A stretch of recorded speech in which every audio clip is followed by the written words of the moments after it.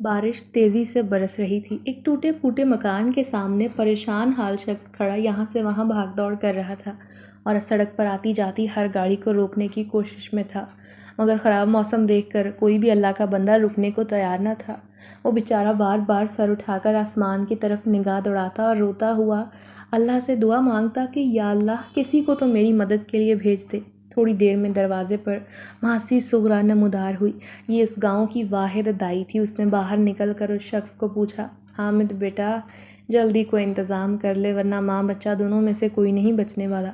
हामिद ने मुड़कर परेशानी से मासी सुगरा को देखा और कहा, मासी, पिछले 1.5 घंटे से ना बारिश रुक रही है और ना ही कोई गाड़ी वाला मदद करने को तैयार है। ये सुनकर मासी ने कहा, तुम ऐसा करो, सकीना का ख्याल रखो, मैं गांव जाकर किसी को मदद का कहती हूँ, क्योंकि यूं इंतज़ार करने से कुछ हासिल नहीं हो रहा और जच्चा बच्चा दोनों की जान को ख़तरा बढ़ता जा रहा है। ये सुनकर हामिद जल्दी से घर की तरफ भागा। मासी बारिश में भीगती गांव की जानिब निकल गई। हामिद गरीब मोची था। उसकी शादी को 10 साल हो गए थे, मगर अब तक उसके घर में एक बच्चा नहीं था। उसने अपनी बीवी का बहुत इलाज करवाया, कई जगह दरबारों मज़ारों पर जाकर चादरें चढ़ाईं, दरगाहों पर मन्नतें मांगी, रूहानी इलाज करवाए, तब कहीं जाकर उनके घर उम्मीद का दिया रोशन हुआ। जितनी उस बेचारे की हैसियत थी, वो अपनी बीवी का ख्याल रखता, सरकारी हस्पताल से उसका मायना भी करवाता। अभी 2 दिन पहले तो वो हस्पताल से आए थे, चेक करवाया था, डॉक्टर ने बताया था सब खैरियत है, फ़िलहाल काफ़ी देर है।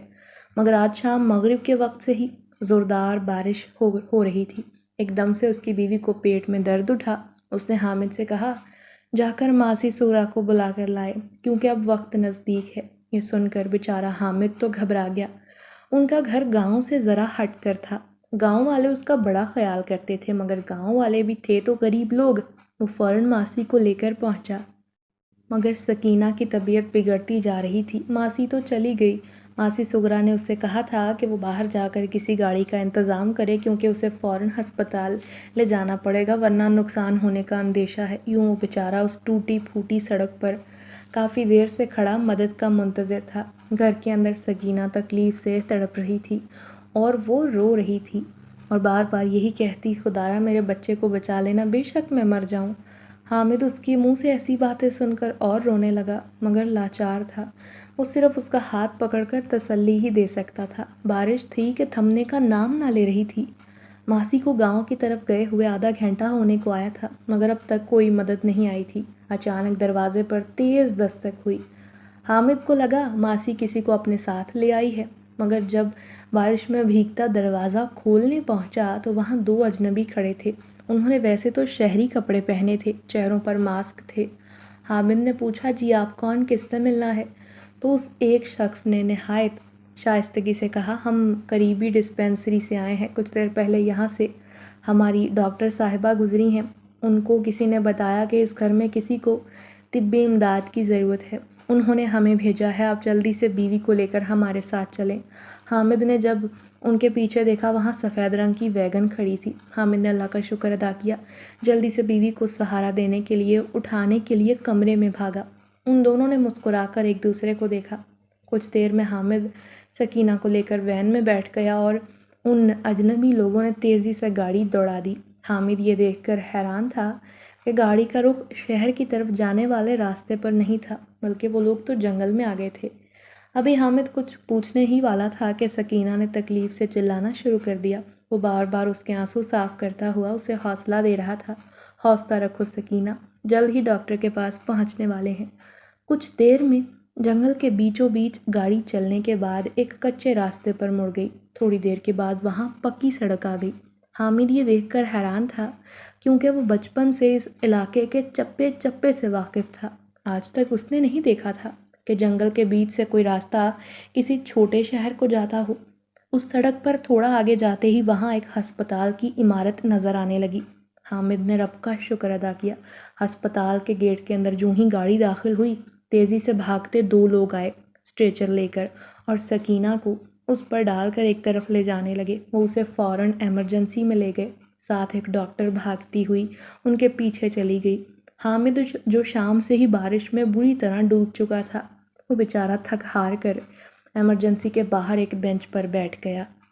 थोड़ी देर में वो दोनों लोग जो उसे घर से लेने आए थे اس کے پاس آ کر کھڑے ہو گئے۔ اس میں ایک شخص کے ہاتھوں میں گرم گرم چائے تھی اور دوسرے کے ہاتھ میں ٹرے میں سینڈوچ اور کچھ بسکٹ رکھے تھے۔ انہوں نے نرمی سے کہا، بھائی آپ بہت دیر سے بارش میں بھیگ رہے تھے، یہ چائے پی لیں، ساتھ میں کچھ کھا لیں، جسم کو گرماہٹ کا احساس ہوگا۔ اس نے احسان مندی سے ان کو دیکھا۔ بھائی آپ کا بے حد شکریہ، مگر میں کچھ کھا نہیں پاؤں گا، کیونکہ جب تک میری بیوی بچہ خیریت سے باہر نہیں آ جاتے میں ایک نوالا نہیں لے سکتا۔ وہ حامد کے قریب بیٹھ گئے اور اسے تسلی دینے لگے اور کہا، یہ ڈاکٹر بہت قابل ہیں، تم فکر نہ کرو، انشاءاللہ کچھ دیر میں اچھی خبر سننے کو ملے گی۔ حامد بری طرح تھکا ہوا تھا اور ساتھ ہی ساتھ بھاگ دوڑ کرتے ہوئے بھوک کا احساس شدت سے ہو رہا تھا۔ اس کے ساتھ بیٹھے شخص نے جب چائے کا کپ اس بار بڑھایا تو حامد کو بھوک لگ رہی تھی۔ اس نے بسکٹ اور سینڈوچ کھایا اور چائے پی لی۔ وہ دونوں لوگ اس کا ذہن بٹانے کی خاطر یہاں وہاں کی باتیں کرنے لگے۔ اس ہاسپٹل کی سب سے عجیب بات یہ تھی کہ یہاں گہری خاموشی تھی۔ جب حامد نے اس بات کو محسوس کیا تو اس نے قریب بیٹھے شخص سے پوچھا، بھائی جان یہاں اتنی خاموشی کیوں ہے؟ یہ سن کر وہ شخص جس کا نام برلاس تھا مسکرا کر بولا، دراصل رات کے وقت زیادہ مریض نہیں ہوتے، مریضوں کے لواحقین زیادہ تر خاموشی سے اپنے مریضوں کے پاس بیٹھے رہتے ہیں اور اسی وجہ سے یہاں کوئی شور شرابہ نہیں ہوتا۔ دوسرے شخص کا نام باران تھا۔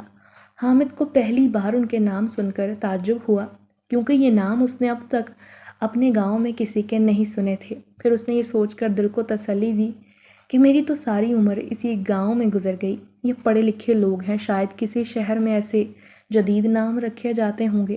حامد کو بیگم کی بڑی فکر ہو رہی تھی۔ اس نے دونوں سے وقت پوچھا تو پتہ چلا رات کے 12 بج رہے ہیں۔ پھر اس نے دوبارہ تسلی دی، فکر نہ کرو، سب کچھ اچھا ہوگا۔ قریباً 1 گھنٹے بعد اندر سے ایک عورت نے سفید کپڑے میں لپٹی ننھی معصوم پری لا کر حامد کی گود میں تھما دی۔ وہ چھوٹی بچی بالکل کسی کانچ کی گڑیا جیسی تھی۔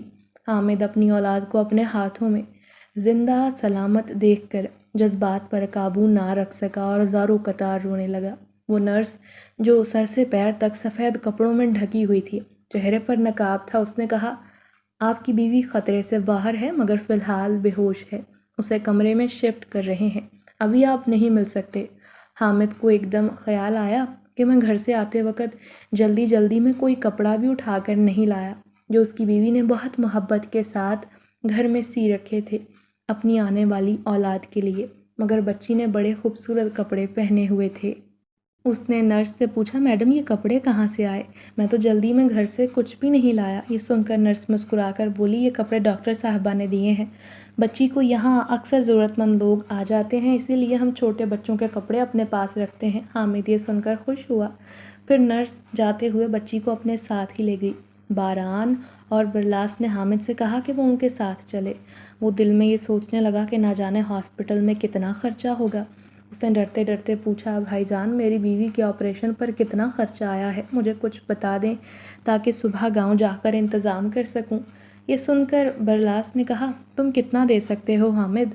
یہ سن کر حامد نے شرمندگی سے سر جھکا لیا اور کہا، میں بہت دیر سے پیسے جمع کر رہا تھا کہ بچے کی پیدائش کے وقت کام آئیں گے، میرے پاس تو کل 8,000 روپے ہیں۔ برلاس نے کہا، یہ 8,000 تم بچی اور اس کی ماں کی دیکھ بھال پر خرچ کرنا، اس ہسپتال میں تم جیسے اور لوگ بھی آتے ہیں جن سے ایک پیسہ نہیں وصول کیا جاتا۔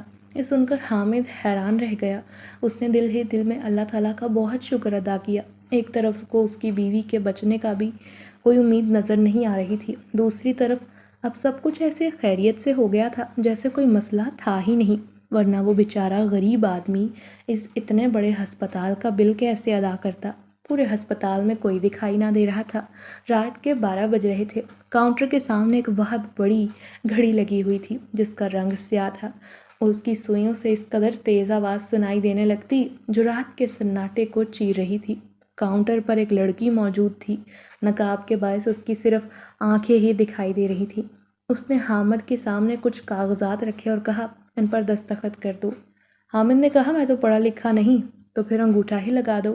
اس نے انگوٹھا لگا دیا۔ اس کے بعد باران نے کہا، بچی نرسری میں ہے، تم ایسا کرو کچھ دیر آرام کر لو، ڈاکٹر نے کہا ہے تمہاری بیوی کو صبح تک ہوش آ جائے گا، نرس اس کا خیال رکھنے کے لیے موجود ہے۔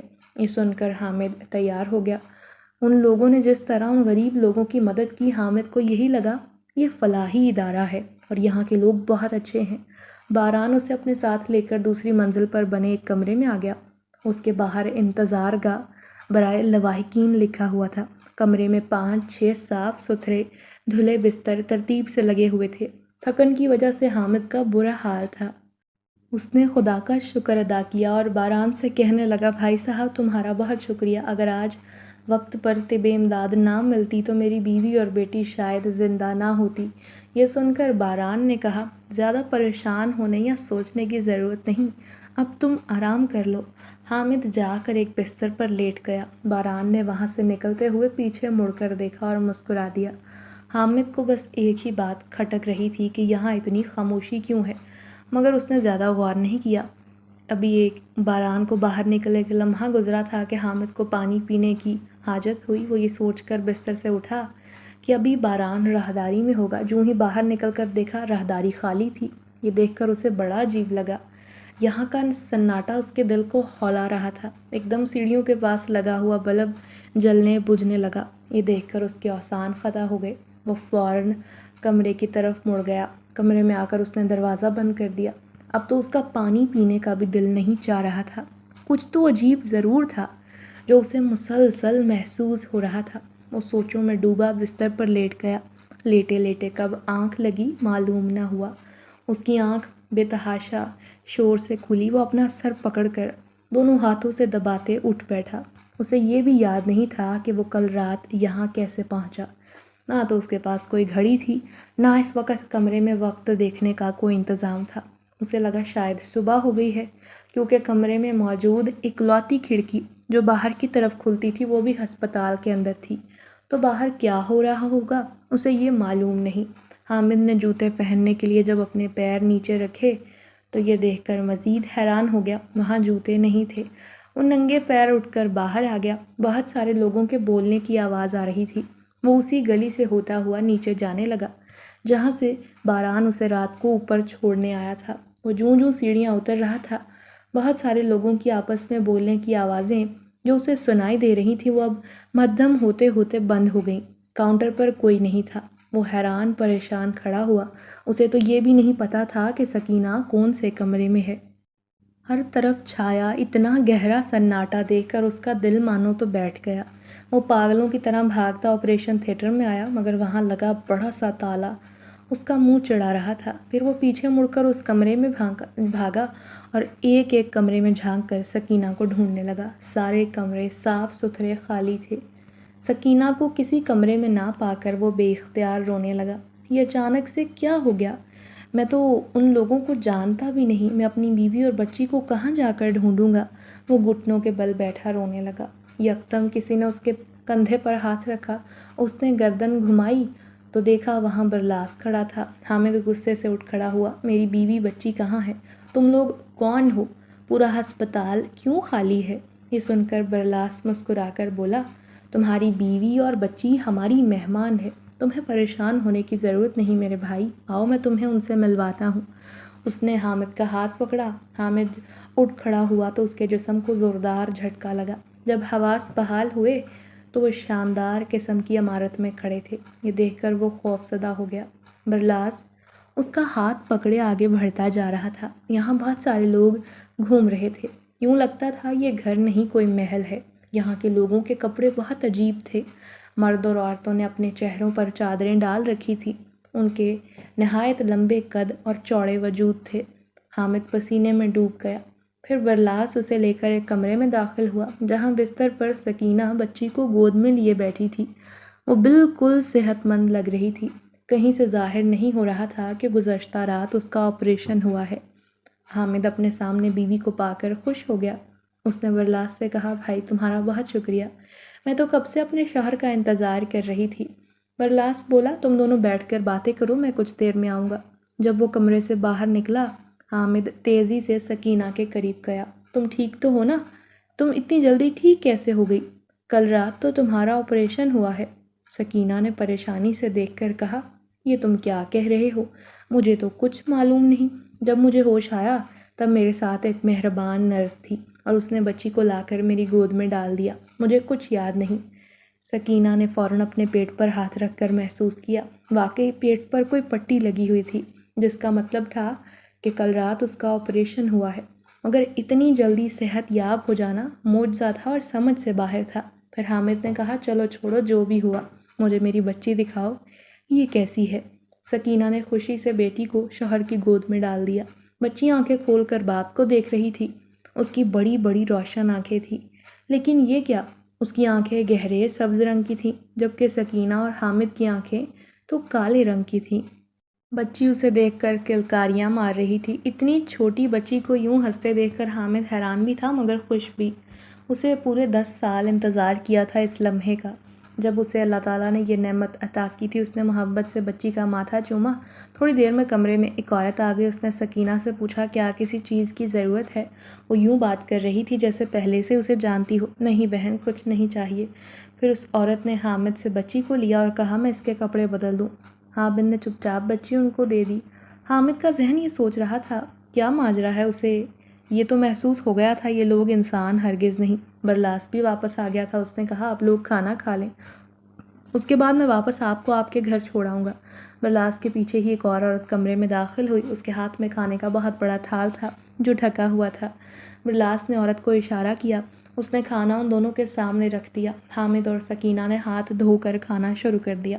وہ دل ہی دل میں سوچ رہا تھا کہ وہ جلد سے جلد یہاں سے نکل کر اپنے گاؤں واپس پہنچ جائے۔ کھانا بے حد لذیذ تھا۔ دونوں غریب میاں بیوی نے ایسا کھانا سالوں سے نہیں کھایا تھا۔ کھانا کھاتے ہی وہ عورت بچی کو لے کر واپس آ گئی۔ بچی نے بڑا پیارا سبز جوڑا پہن رکھا تھا۔ اس عورت نے بچی کے چہرے پر پیار کیا اور اسے ماں کی گود میں ڈال دیا۔ برلاس وہیں موجود تھا۔ کیا آپ لوگ تیار ہیں واپسی کے لیے؟ سکینہ نے کہا، بھائی پہلے مجھے ڈاکٹر صاحبہ سے ملوا دیں۔ جانے سے پہلے میں ایک بار ان کا شکریہ ادا کرنا چاہتی ہوں اور ساتھ بھی پوچھنا چاہتی ہوں کہ مجھے دوبارہ ان سے ملنے کب آنا ہوگا۔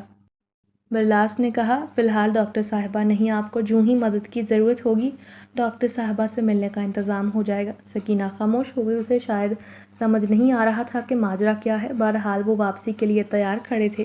اتنے میں اس عورت نے آ کر حامد کو تھال میں رکھے کچھ تحائف دیے اور کہا، یہ آپ کی بچی اور آپ کے لیے کچھ تحائف ہیں۔ حامد نے خاموشی سے تھال پکڑ لیے۔ برلاس انہیں اپنے ساتھ گاڑی میں بٹھا کر ان کے گاؤں چھوڑنے آیا۔ حامد نے سکینہ اور بچی کو گاڑی سے اتارا، انہیں لے کر گھر چھوڑنے چلا گیا۔ جوں ہی برلاس سے ملنے آیا کہ اس کا شکریہ ادا کر سکے، وہاں کوئی تھا ہی نہیں۔ یہ دیکھ کر حامد کو سمجھ آ گیا تھا کہ یہ یقیناً جنات تھے۔ اسے خوف محسوس ہوا۔ وہ گھر میں بھڑ گیا کیونکہ وہ ان دونوں بیوی اور بچی کو اکیلا نہیں چھوڑنا چاہتا تھا۔ سکینہ بیٹی کو دودھ پلا رہی تھی۔ دروازے کی طرف اس کی پشت تھی۔ جب حامد کمرے میں آیا تو اسے بہت پیاری مہک محسوس ہوئی۔ ان کے گھر میں تو کوئی خوشبو استعمال نہیں کرتا تھا، اسی لیے حامد تیزی سے تھال کی طرف آیا۔ جب کپڑا ہٹایا تو روشنی ہر طرف پھیل گئی۔ تھال میں بہت خوبصورت زیورات رکھے تھے، ساتھ میں کئی طرح کی خوشبوئیں تھیں اور خوبصورت لباس بھی۔ سکینہ نے پیچھے پلٹ کر دیکھا اور حیران رہ گئی۔ حامد چپ چاپ کھڑا اس سارے سامان کو دیکھتا جا رہا تھا۔ اسے بیوی کی حیرت میں ڈوبی آواز سنائی دی، حامد یہ سب کیا ہے؟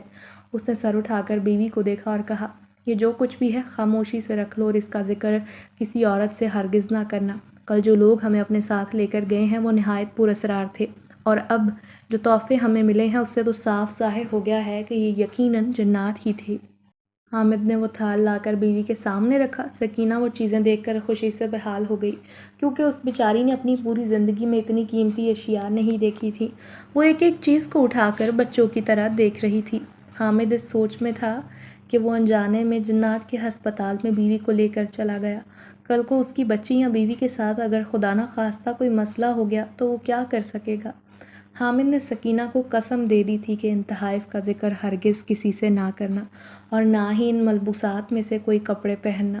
سکینہ نے پہلے تو اعتراض کیا مگر شوہر کا سپاٹ چہرہ دیکھ کر چپ ہو گئی کیونکہ پریشانی اس کے چہرے سے عیاں تھی۔ ان کے پاس ٹوٹا پھوٹا صندوق تھا۔ حامد نے سارا سامان اٹھا کر صندوقچے میں ڈالا اور اسے تالا لگا دیا۔ بچی کے لیے سکینہ نے اپنے ہاتھ سے جو کپڑے سیے تھے فی الحال وہ کافی تھے، اور اگلی صبح ماسی سغرا گھر کا دروازہ کھلا پا کر اندر ملنے چلی آئی۔ اس نے کہا، ایک دم سے تم دونوں کہاں چلے گئے تھے؟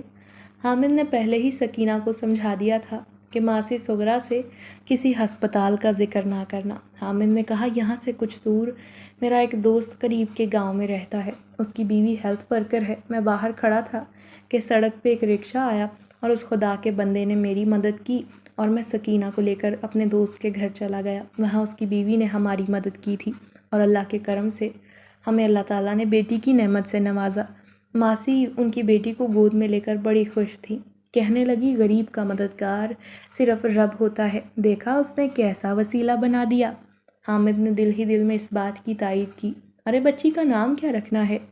میں اپنی بیٹی کا نام بالکل الگ اور بہت خوبصورت رکھنا چاہتا ہوں ماسی۔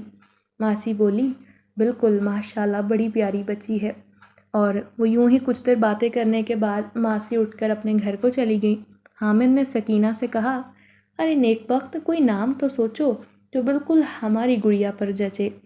سکینہ نے مسکرا کر کہا، آپ ہی اس کا نام رکھیں، مجھے تو خوشی کے مارے کچھ سمجھ نہیں آ رہا۔ حامد نے اس کا نام اشال رکھا۔ حیرت کی بات تھی کہ بچی پورا دن روتی نہیں تھی، نہ ہی وہ عام بچوں کی طرح دودھ کے لیے بےتابی دکھاتی۔ کبھی کبھی اس کی ماں کو شک گزرتا کہ ان کے آس پاس کوئی اور بھی موجود ہے، کیونکہ بچی کسی دیکھ کر ہنستی مسکراتی اور کہے بھرتی جیسے اسے کوئی دکھائی دے رہا ہے۔ بچی کے آنے سے جہاں دونوں میاں بیوی کی زندگی خوشیوں سے بھر گئی، دوسری طرف حامد کا کام خوب چمک اٹھا تھا، کیونکہ حامد کا گھر گاؤں سے کافی فاصلے پر تھا۔ گھر کے نزدیک سڑک تھی تو ایسا ہوتا کہ کوئی نہ کوئی اجنبی مسافر اس سے اپنے جوتے مرمت کروانے آ جاتا اور ایک معقول معاوضہ اسے مل جاتا۔ حامد کو شک گزرتا کہ کہیں یہ کوئی مسافر نہ ہو۔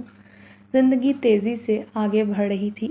ایک بار وہ ایک صاحب کا جوتا مرمت کر رہا تھا جو اپنی موٹر سائیکل پر چلتے چلتے اس کے پاس آ کر رک گئے۔ باتوں باتوں میں اس سے پوچھنے لگے، تم یہاں ویرانے میں بیٹھ کر کتنا کما لیتے ہو؟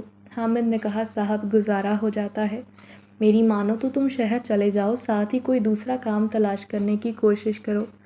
اس کی یہ بات سن کر حامد سوچ میں پڑ گیا۔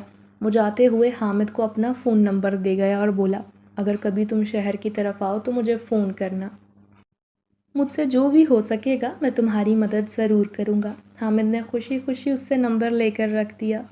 اس کی بچی اب 4 ماہ کی ہو گئی تھی۔ وہ کام سے گھر جاتا، بچی کو گود میں لے کر خوب کھیلتا۔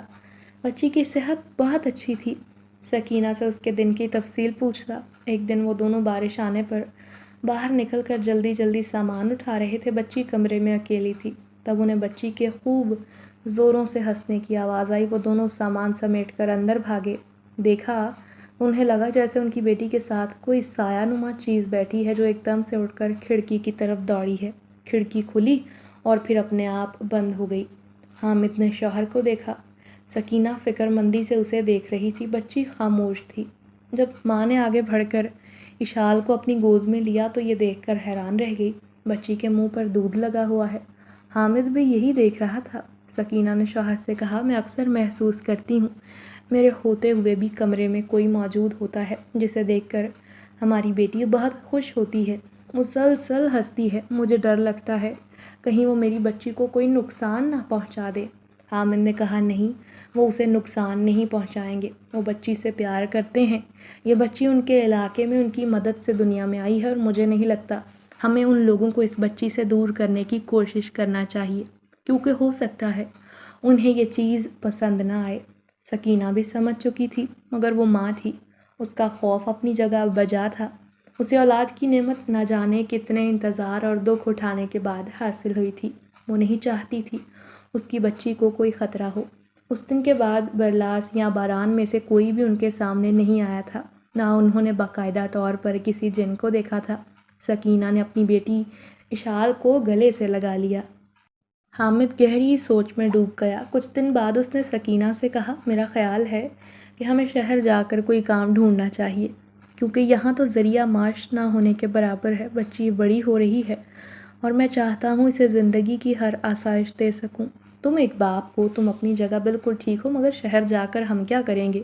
وہاں تو ہم کسی کو جانتے تک نہیں۔ نئی جگہ ہوگی، اگر کام نہ ملا تو بچی کا کیا ہوگا؟ تب حامد نے اس سے اس بندے کا ذکر کیا جس نے کہا تھا شہر آ کر مجھے اطلاع کرنا۔ خیر، کام ڈھونڈنے میں حامد نے کمرے کا دروازہ بند کیا اور صندوق میں سے تحفے نکال کر سکینہ کے سامنے رکھے جو جنات نے انہیں بچی کی پیدائش پر دیے تھے۔ حامد نے کہا، کام اور کاروبار کا بندوبست تو ہے، یہ زیورات بیچ کر میں جوتوں کی دکان کھول سکتا ہوں۔ یہ سن کر سکینہ خوش ہو گئی۔ ارے انہیں تو میں بھول گئی تھی، حامد نے کہا، مگر میں نہیں بھولا تھا، میں بس صحیح وقت کا انتظار کر رہا تھا۔ اس گاؤں میں رہ کر ہم یہ زیورات نہیں بیچ سکتی، کیونکہ یہ بھی ہو سکتا ہے کسی کو ہم پر شک ہو اور کوئی چور اچکا پیچھے لگ جائے۔ تم ٹھیک کہتے ہو، چلو شہر جانے کی تیاری کرو، اللہ ضرور کوئی راستہ بنائے گا۔ کچھ دن میں حامد نے گاؤں میں اپنا کام سمیٹا، ماسی سغرا کی مدد سے اپنے اس ٹوٹے پھوٹے کھنڈر نما گھر کو بیچا۔ گاؤں کے لوگ اس کے گاؤں چھوڑ کر جانے سے دکھی تھے، مگر خوش بھی تھے کہ وہ صاحب اولاد ہو گیا ہے اور اسے اب بہتر زندگی کی تلاش ہے تاکہ وہ بیوی بچوں کو سکھ دے سکے۔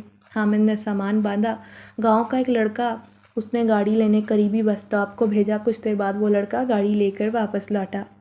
حامد نے حیرانگی سے گاڑی کو دیکھا، کیونکہ یہ وہی سفید وین تھی جو اس دن حامد اور سکینہ کو لے کر جنات کے ہسپتال گئی تھی۔ حامد نے چپ چاپ اپنا سامان اس میں رکھا۔ گاؤں کے چند لوگ جو اس سے ملنے آئے تھے، ان سے ملنے کے بعد وہ گھر والوں کو لے کر اس میں سوار ہو گیا۔ ڈرائیور کے چہرے پر کپڑا ڈھکا ہوا تھا، اسی لیے حامد کو معلوم نہ ہوا کہ انہیں لینے کون آیا ہے۔ جب وہ گاؤں کی حدود سے نکلے، ڈرائیور نے اپنے چہرے سے کپڑا اتارا اور حامد کو مسکرا کر دیکھا۔ وہ برلاس تھا۔ حامد سمجھ گیا کہ یہ سارا انتظام انہوں نے کیا ہے۔ برلاس پورا راستہ خوشی خوشی ان سے باتیں کرتا رہا۔ بچی بھی اسے دیکھ کر مسکراتی جا رہی تھی۔ پھر کچھ دیر میں وہ لوگ شہر پہنچ گئے۔ برلاس نے گاڑی لے جا کر سیدھی ایک مکان کے سامنے روک دی۔ اتر کر مکان کا در تالا کھولا۔ مکان آبادی سے تھوڑا ہٹ کر تھا، تھوڑا پرانا مگر اچھا بنا ہوا تھا۔ پھر برلاس نے سارا سامان گھر میں رکھا۔ مکان صاف ستھرا تھا، جیسے کسی نے ابھی ابھی صاف کیا ہو۔ بجلی تھی، گھر کی ہر ضرورت وہاں موجود تھی۔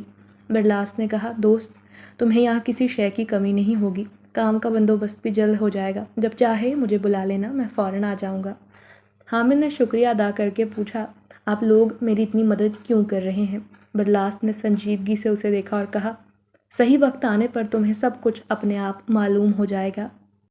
تمہیں ہماری موجودگی سے ڈرنے یا پریشان ہونے کی ضرورت نہیں۔ ہمارا تعلق شاہی جنات کے قبیلے سے ہے اور ہمیں حکم ملا ہے کہ ہم ہمیشہ تمہاری مدد کریں۔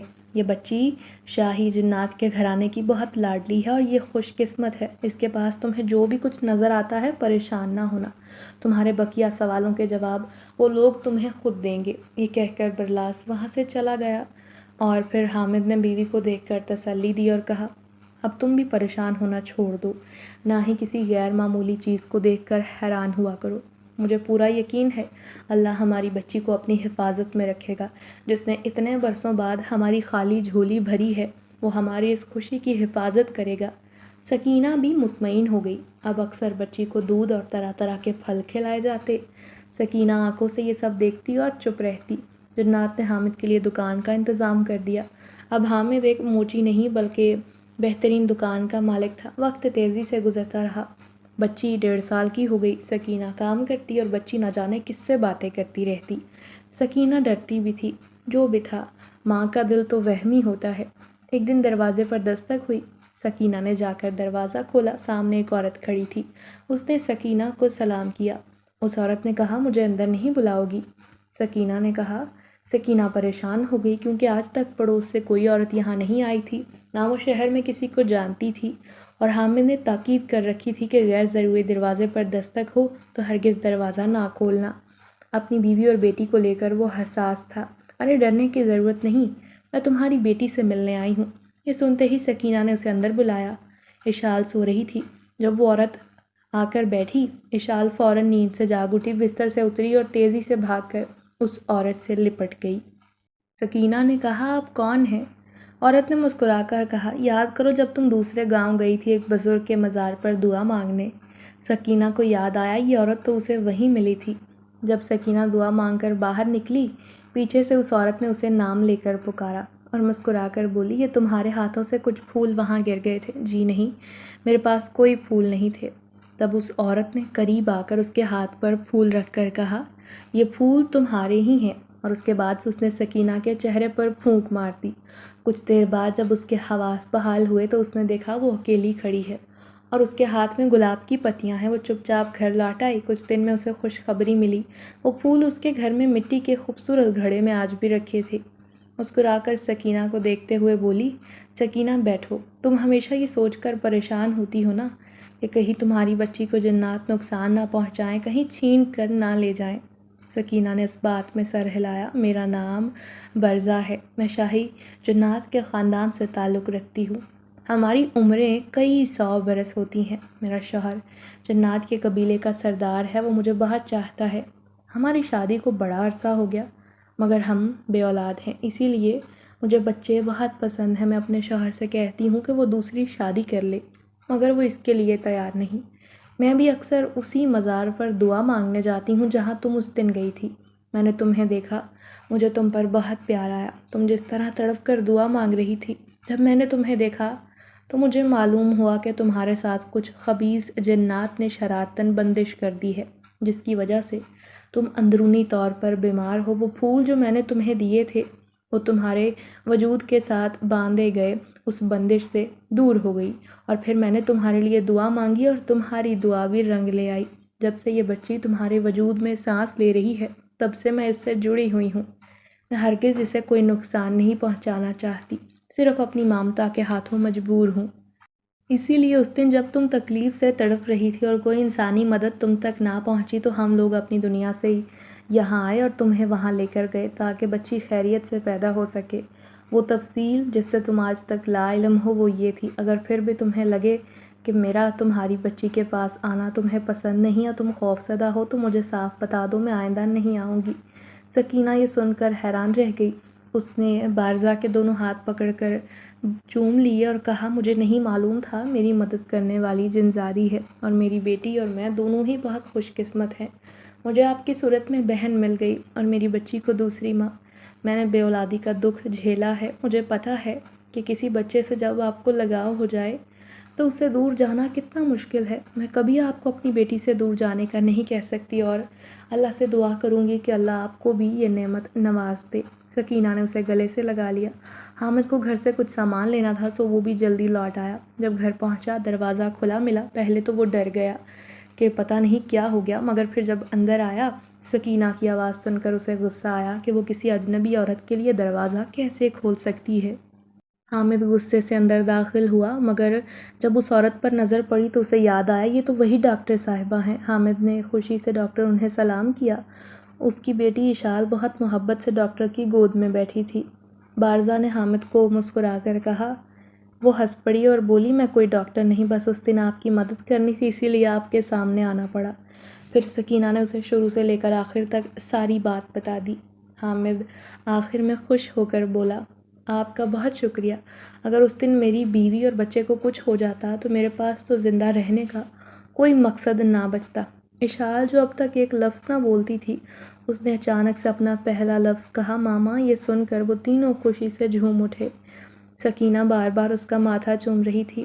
آج سکینہ کو معلوم ہو گیا وہ سایہ جو ہمیشہ اس کی بیٹی کے ساتھ رہتا وہ کوئی اور نہیں برزہ تھی۔ تھوڑی دیر ان کے ساتھ رہ کر اس نے جانے کی اجازت مانگی۔ میں تو آج آخری بار آپ کی بیٹی سے ملنے آئی کیونکہ میری موجودگی محسوس کر کے سکینہ ڈر جاتی ہے۔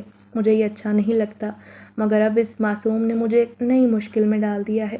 اس کے منہ سے ماں کا لفظ سن کر مجھے لگتا ہے میں کبھی اس سے دور نہیں جا پاؤں گی۔ یہ کہتے ہوئے وہ بہت اداس تھی۔ آپ کو اشال سے دور جانے کی ضرورت نہیں ہے، سکینہ نے کہا۔ آج سے اشال کی 2 مائیں ہیں، آپ کو کبھی اس سے دور میں نہیں ہونے دوں گی۔ سکینہ نے خوشی سے کہا اور برزہ کھل اٹھی۔ وقت تیزی سے گزرا۔ رب تعالیٰ نے برزہ کو بھی اولاد کی خوشی دے دی مگر اس کی اشال سے محبت کم نہ ہوئی۔ اشال کی پرورش ایسے ہوتی جیسے وہ کوئی شہزادی ہے، جو بھی دیکھتا حیران رہ جاتا۔ نہایت باادب بچی تھی۔ اسکول میں اساتذہ بھی اس سے پیار کرتے، اسی طرح کالج میں بھی سب کی آنکھ کا تارا تھی۔ حامد کی خواہش تھی کہ وہ اشال کو ڈاکٹر بنائے۔ وہ تھی ہی اتنی ذہین کہ میڈیکل میں بآسانی داخلہ مل گیا۔ اس کی تعلیم مکمل ہونے میں چند ماہ باقی تھے۔ حامد اب ایک بڑا آدمی بن گیا تھا، کاروباری آدمی۔ دولت کی فراوانی نے اس کے مزاج میں کوئی تبدیلی پیدا نہ ہونے دی۔ اس کی فیکٹریوں میں غریبوں کے لیے ہمیشہ جگہ موجود رہتی۔ اگر کسی کو علاج کے لیے ضرورت پڑتی وہ ہمیشہ ان کی مدد کرتا۔ اشال اور حامد کی خواہش تھی وہ بڑا ہسپتال بنائے جہاں غریبوں کا علاج مفت کیا جائے، اور حامد نے اس کے لیے بڑی جگہ خرید کر تیزی سے کام شروع کروا دیا۔ سکینہ اور برزہ کی دوستی پہلے سے زیادہ گہری ہو گئی۔ برزہ کے 4 بچے تھے مگر سکینہ کے ہاں کوئی اور اولاد پیدا نہ ہوئی۔ اشال اکلوتی تھی ہسپتال کی تعمیر تقریباً مکمل تھی، دوسری طرف اشال کی پڑھائی بھی۔ آج ہسپتال کا افتتاح ہونا تھا۔ حامد نے بہت سارے لوگوں کو دعوت دے کر بلایا تھا۔ حامد نے سب کو مدعو کر رکھا تھا۔ جو ہی اشال ہسپتال کا افتتاح کرنے آئی، اس کے ساتھ اس کی ماں سکینہ، ورضا اور اس کے بچے بھی موجود تھے۔ ڈی ایس پی نوجوان خوبصورت تھا، اس کی گہری سبز آنکھیں ذہانت سے بھرپور تھیں۔ جو بھی اشال کو دیکھتا رہ جاتا، اور جب ان دونوں کی نظریں چار ہوئی، یہ کوئی اتفاق تھا یا پھر گہرا راز؟ ایک دم سے برزا سکینہ کے پیچھے سے نکل کر سامنے آ گئی۔ وہ چپتی نظروں سے ڈی ایس پی کو دیکھ رہی تھی۔ ارے برزا ماسی آپ! اس نے حیرت سے اسے مخاطب کیا، حالانکہ دونوں ہی خاموش تھے مگر ایک دوسرے سے بات کر رہے تھے۔ اشال چونک اٹھی، اس نے ظاہر نہیں کیا کہ وہ ان کی باتیں سن رہی ہے۔ وہ لوگ ربن کاٹ کر اندر داخل ہو گئے۔ حامد اپنی بیوی سکینہ اور برزا سے ڈی ایس پی اقبان کا تعارف کروا رہا تھا۔ ایک باپ کی حیثیت سے وہ ڈی ایس پی کو دیکھتے ہی اس خواہش میں مبتلا ہو گیا کہ اگر اشال کی رضامندی ہو تو وہ اسے اپنا داماد بنا لے گا۔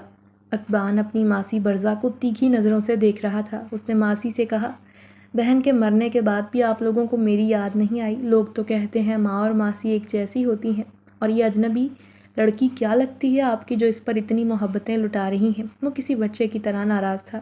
برزا نے سخت لہجے میں کہا، تمہاری ماں نے حرکت ہی ایسی کی تھی۔ سب کی رضامندی کے بغیر اس نے تمہارے باپ کو، جو کہ معمولی انسان تھا، اس کے لیے اپنے پورے قبیلے کو چھوڑ دیا۔ میری ماں بھی اپنی بیٹی کے لیے یوں ہی تڑپ رہی تھی۔ تم سے محبت کرتی ہوں تو تمہارے باپ کا چہرہ سامنے آ جاتا ہے۔ اقبان کو دکھ ہوا۔ اس نے احتجاج کیا، مگر ماسی اس میں میرا کیا قصور تھا؟ برزا نے رخ پھیر لیا۔ اشال یہ حقیقت سن کر حیران ہوئی۔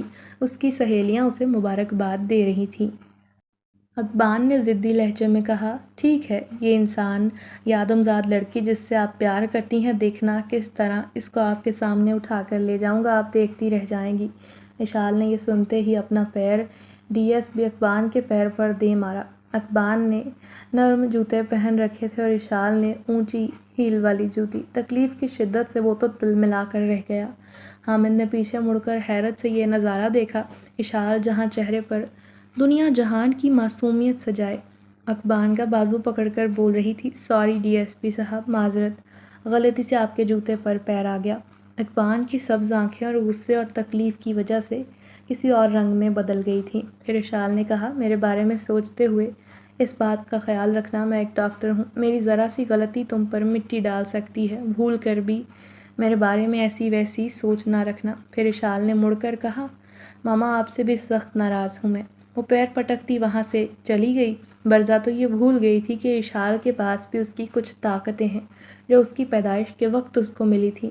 اقبان کسی ناراض بچی کی طرح اپنی ماسی کو دیکھ رہا تھا۔ برزا نے اس کے قریب رک کر کہا، تمہیں تو میری بیٹی سدھار لے گی، سوچتی ہوں تمہارے بارے میں۔ اقبان نے غصے سے کہا، مجھے نہیں چاہیے آپ کی بگڑی ہوئی اولاد جو ڈاکٹر کی بجائے کسائی بننا چاہتی ہے۔ اشال جو بہت دور کھڑی تھی، اس نے غصے سے اقبان کو دیکھا۔ اشال کے ہاتھ میں کیک کی پلیٹ اور کانٹا تھا۔ قریب تھا وہ پھر سے اقبان کا نشانہ لیتی، اسی لیے فوراً اپنی جگہ چھوڑ دی۔ اقبان کو اشال سے یوں ڈر لگتا جسے دیکھ کر برزا کھلکھلا کر ہنسنے لگتی۔ ایک نئی کہانی کا آغاز ہونے جا رہا تھا۔ سکینہ اور حامد کی جہاں دیدہ نظریں بھی اپنی بیٹی اس خوبرو نوجوان پر تھیں۔ دونوں میاں بیوی نے مسکرا کر ایک دوسرے کو دیکھا۔ حامد نے جھک کر سکینہ سے کہا، کیسی جوڑی ہے بیگم؟ سکینہ نے محبت پاش نظروں سے دونوں کو دیکھتے ہوئے کہا، ایک دم زبردست۔ زندگی نے ایک خوبصورت موڑ لے لیا تھا۔ جہاں اقبان اور اشال ایک ہونے جا رہے تھے،